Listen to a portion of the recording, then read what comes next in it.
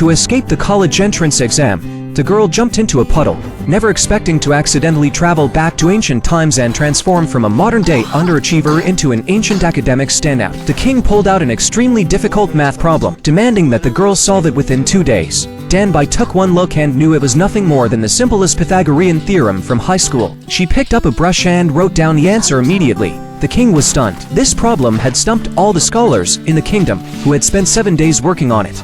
Yet Danbai had solved it in just a few seconds, so the king kept her around, asking her to teach him arithmetic. Danbai started by teaching the king using a multiplication table game. The one who got a multiplication wrong would get a flick on the forehead. How could an ancient person, who had just started learning to count, possibly beat a modern person? Even if Danbai was an underachiever, she was more than enough to handle the king. To avoid getting flicked too often, the king secretly memorized the multiplication table, but even so, he lost far more often than he won at the evening meal.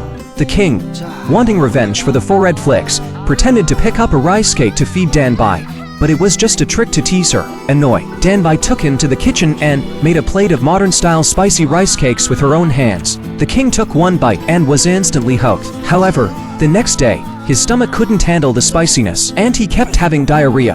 What was even more ridiculous was that the royal doctor, when treating him, merely stuck a talisman on him. This was too much for Danbai to watch. Using her flimsy knowledge of biology, she gave these incompetent doctors a lesson, and even wrote a medical book because of it.